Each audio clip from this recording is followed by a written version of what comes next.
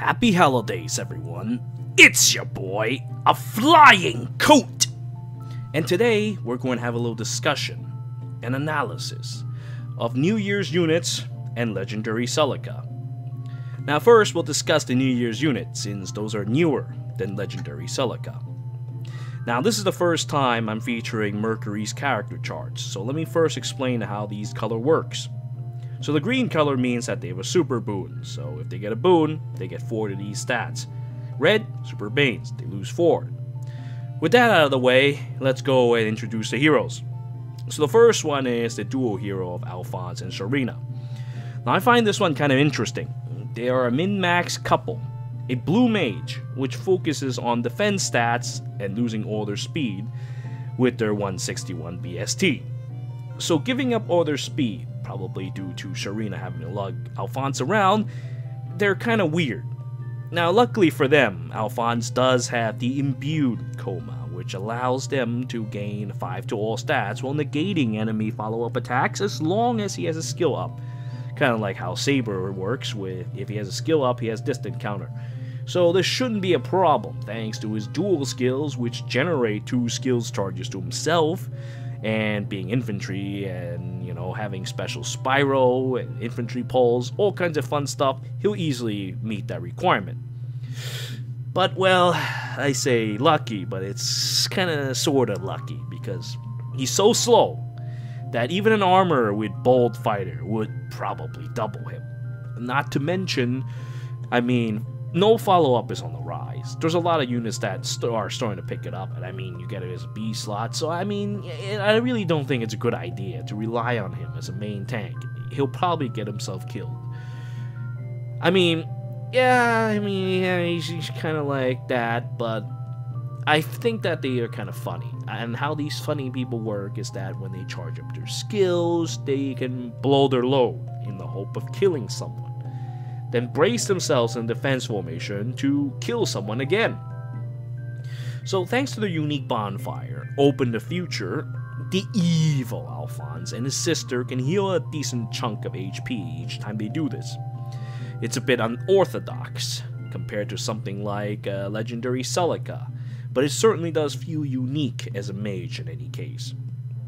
Now, I think the best way to go about using them is, say, maybe carry Savage Blow or something, so you can blast someone to death, weaken the enemy group while you're at it with Sharpnels, and then when they attack you, you just blast them and you suck them dry while you're at it, hoping that the damage from Savage Blow is enough to one-hit KO while you're healing to keep you sustained.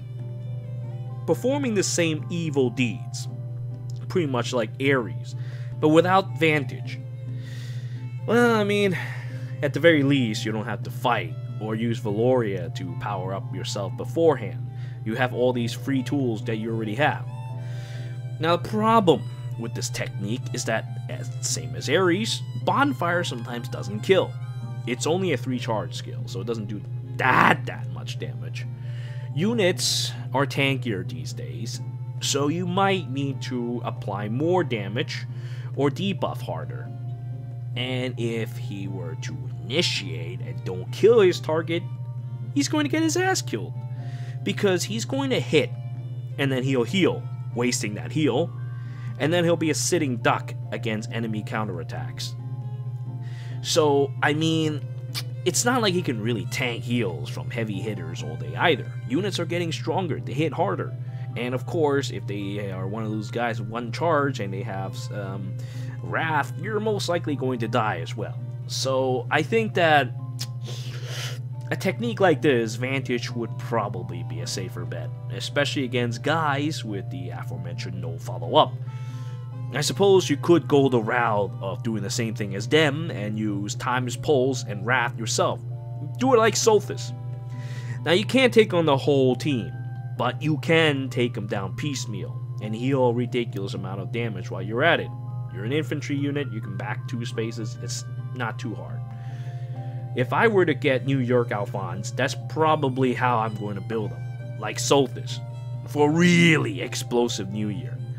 Or at the very least, I'm going to use them as a dual skill support bot, like Valoria. Alright, so, next up, we have the Anna ult.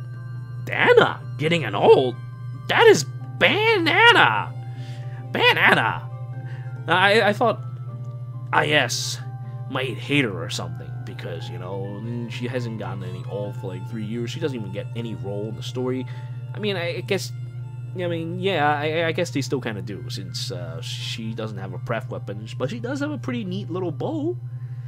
Now, this neat little bow, she can use it to sabotage defense and res of enemy units with 3 or less resistance, and if they're adjacent to someone.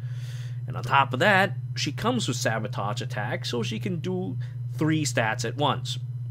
I think it's kind of cute, and I mean, that's pretty much makes the most use out of her stats, which is kind of ridiculous. If she were to run speed ploy, she'd get all 4. And that's about the extent of all she is as a unit. With her amusing physical bulk, if she were to get into a physical tussle, get into a physical fight, like getting into a thigh lock, she'll easily choke to death. I mean, I guess she'll be decent fighting mages though, but honestly, this one is mostly just there to peddle debuffs. That's all Anna's good for. Of course, next, we have the Fox Girl and the Cat Girl, featuring our favorite technique of comparing stats to create up to 40% damage reduction, like Close Call. Close Call just came out, so now we have these guys with pref weapons that have close calls. And they're cavalry. And also, on top of this, they can shave the enemies for 7 damage apiece. So they've got a lot of fun tools. A lot of fun tools for being cavalry. And you thought that cavalry is not getting love. Well, they do, but, well, it's only for them. I'm not sure what happened to Valoria, though, because, well, I find her hot too, but I guess she's an infantry, so forget her, right? At any rate, since they're both cavalry, though, they're not open to using their B slots for more crazy shenanigans, like another close call, like infantry does. But, I mean, well, you might not be able to use special spiral, but hey, at least you can still get low. Low speed def is perfect for them, for both of them. Their defense stats really don't matter all that much because of damage reductions. So you can do more damage to them and lower their speed so you can double them. Easy enough to me. I mean, even Selkie could probably get away with her 16 defense, unlike Anna. So, due to this though, I think the Cat Girl might be a little bit better because of her stats for general use, because that speed could also be used rather offensively. Whereas Selkie, stretched a bit thin. Now, what Selkie does have though is a cute little skill called Distant Ward. Now, it might look like power creep at first sight, due to being able to counter on top of having an attack and res plus 5 bonus on top of it, but in actuality, it's not that great. Now, the problem with this compared to Distant Counter is that it simply doesn't work if you face physical attackers. It just simply goes, you wasted an A slot, so you're pretty much at the mercy. So anything with a bow or dagger comes to you, you may as well just slit your own throat.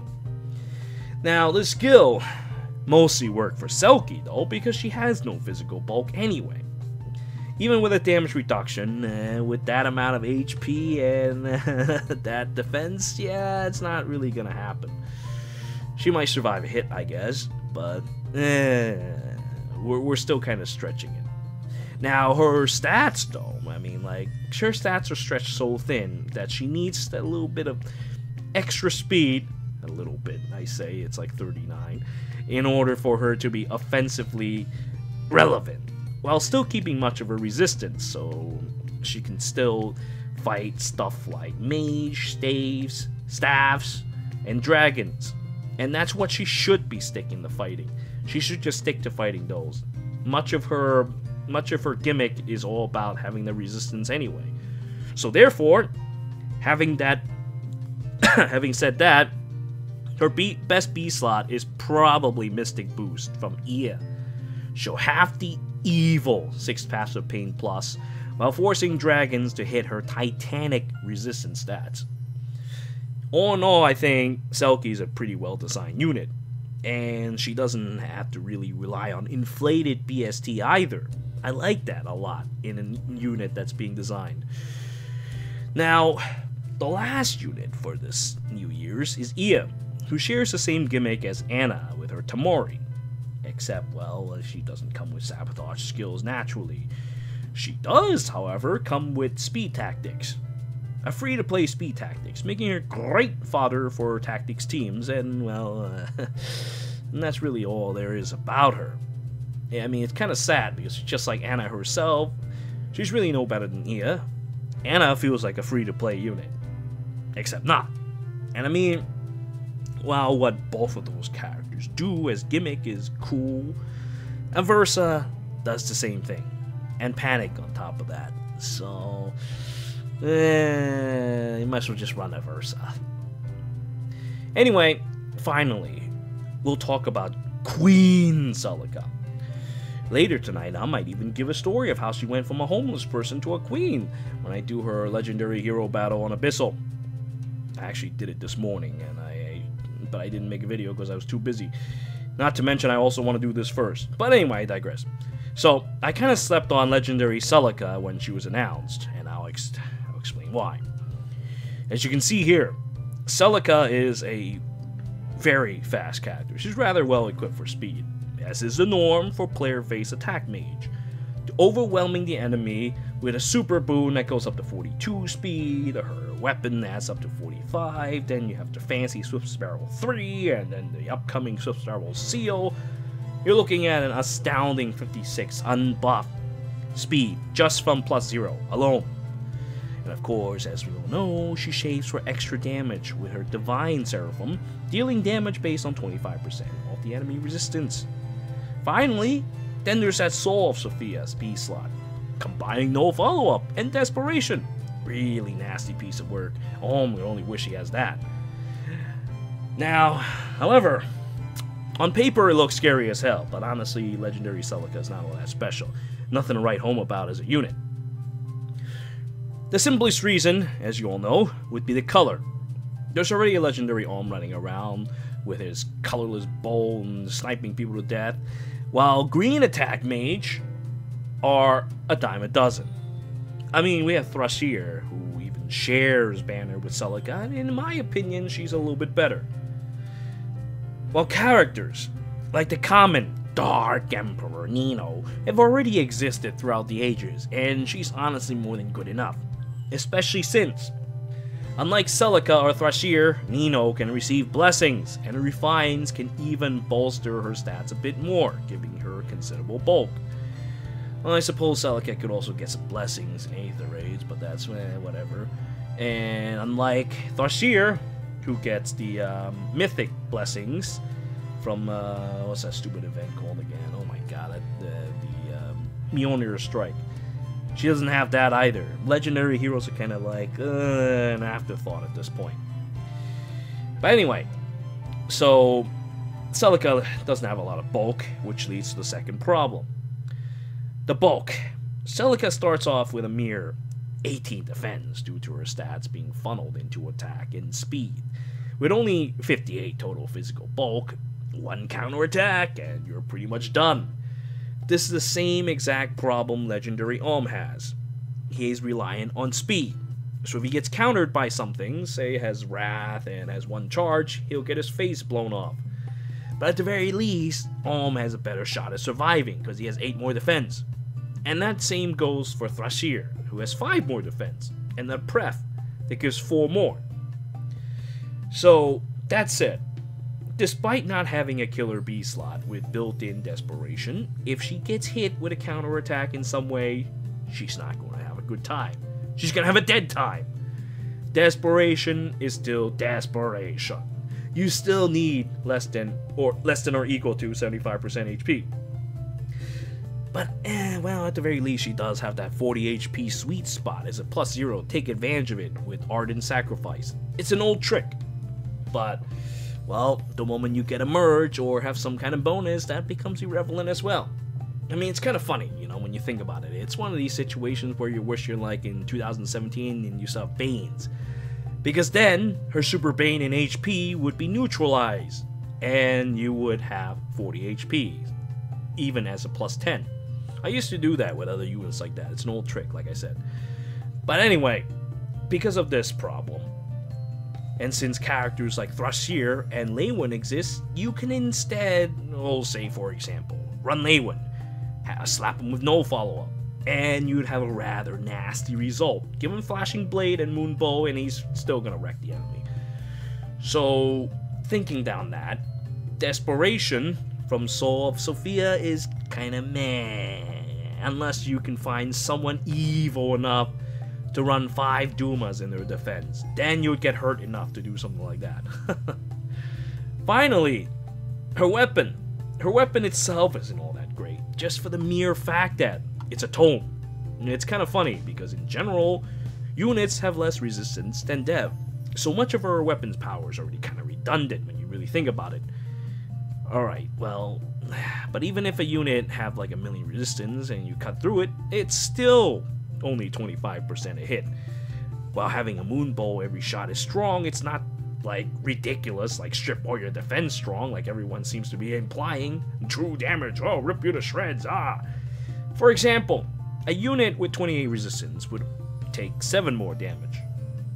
But compared to, say, Nino's Blade Tome, which could do like 24 more damage, you can see that there's a considerable difference in strength. Meanwhile, we have Thrasir here, who cuts resistance on her B slot, have boosted stats for her weapon because of that, and she also gets her prefs 4 to all stats. She gets 9 extra damage. She also has the pleasure of weakening enemy speed on top of this and gaining more speed. So she can overcome speed demons with that B slot alone. And she also has Desperation.